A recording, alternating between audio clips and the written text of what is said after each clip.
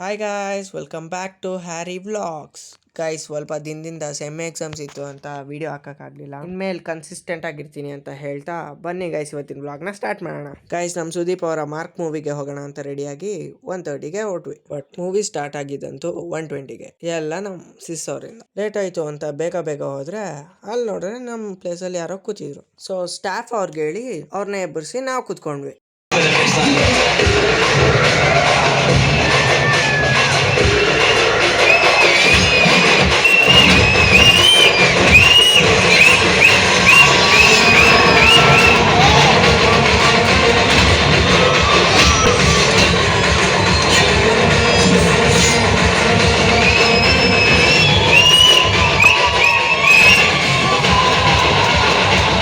Guys, first half ಅಲ್ಲಂತೂ fight scenes ಅಂತೂ crazy ಇತ್ತು ಗಾಯ್ಸ್. ಹಾಗೆ ಫಸ್ಟ್ ಹಾಫ್ ಮುಗಿಸ್ಕೊಂಡು ಇಂಟರ್ವೆಲ್ಗಂತ ಆಚೆ ಬಂದ್ವಿ. ಪಾಪ್ಕಾರ್ನ್ ತಗೊಳ್ಳೋಣ ಅಂತ ಹೋಗ್ತಿದ್ರೆ ಈ ಫ್ಯಾನ್ ನ ನೋಡಿದೆ.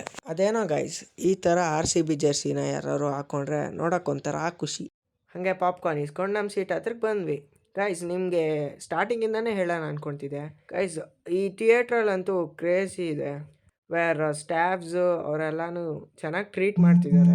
ಕಂಪೇರ್ ಟು ಈ ಪ್ರೈಸಲ್ಲಿ ಬೇರೆ ಥಿಯೇಟರ್ಸ್ ಕಂಪೇರ್ ಮಾಡಿದ್ರೆ ಇದು ಬೆಸ್ಟು ಅಂತಲೇ ಹೇಳ್ಬೋದು.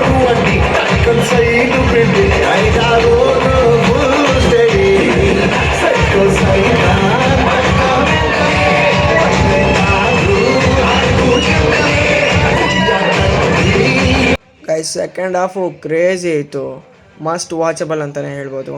And even worth for the price ಅಂತಲೇ ಹೇಳ್ತೀನಿ. ಗೈಸ್, ನೀವೇನ ಫ್ರೀ ಇದ್ದು ಒಂದೊಳ್ಳೆ ಫ್ಯಾಮಿಲಿ ಜೊತೆ ಫ್ರೆಂಡ್ಸ್ ಜೊತೆ ಎಲ್ಲರೂ ಮೂವಿಗೆ ಹೋಗ್ಬೇಕು ಅಂತ ಅನ್ಕೊಂತಿದ್ರೆ must you can go through this film ಅಂತಲೇ ಹೇಳ್ತೀನಿ. ನಾನಂತೂ ಪಕ್ಕ ಹೇಳ್ತೀನಿ, you will have a great fun ಅಂತ. ಗೈಸ್, ನನಗಂತೂ ಈ ಮೂವಿಯಲ್ಲಿ 3 ಸೀನ್ಸ್ ಇಷ್ಟ ಆಯಿತು. ಸ್ಟಾರ್ಟಿಂಗಲ್ಲಿರೋ ಈ ಫೈಟ್ ಸೀನು ಇದಂತೂ ಕ್ರೇಜಿ ಇತ್ತು. ಹಾಗೆ ಈ BGM ಜೊತೆ ಸುದೀಪ್ ಅವ್ರು ನಡ್ಕೊಂಬರ್ಬೇಕಾರೆ ಮಾತ್ರ ಕ್ರೇಜಿ ಅಂತಲೇ ಹೇಳ್ಬೋದು. ನೀವು ಮೂವಿನ ನೋಡಿ ಯಾವ ಸೀನ್ ನಿಮ್ಗೆ ಇಷ್ಟ ಆಯಿತು ಅಂತ ಕಮೆಂಟ್ ಮಾಡಿ ಅಂತ. ಹಾಗೆ ಮನೆಗೆ ಬಂದು ಫ್ರೆಶ್ ಅಪ್ ಆಗಿ ಬಿಗ್ ಬಾಸ್ ನೋಡ್ತಾ ಸ್ವಲ್ಪ ಡಿಸೈನಿಂಗ್ ವರ್ಕ್ ಇತ್ತು. ಸೊ ಅದನ್ನ ಮುಗಿಸ್ಕೊಂಡು ಆಚೆ ಬಂದರೆ ಸಂಜೆ ಆಗೋಗಿದೆ. ಹಾಗೆ ನಮ್ಮ ಫ್ರೆಂಡ್ಸ್ ಬಂದರು ಅಂತ ಅವ್ರ ಜೊತೆ ಟೈಮ್ ಸ್ಪೆಂಡ್ ಮಾಡಿಕೊಂಡು ಡೇನ ಎಂಡ್ ಮಾಡಿದೆ. That's it guys. ಹೀಗಿತ್ತು ನನ್ನ Sunday. Keep supporting. Take care. ಬಾಯ್.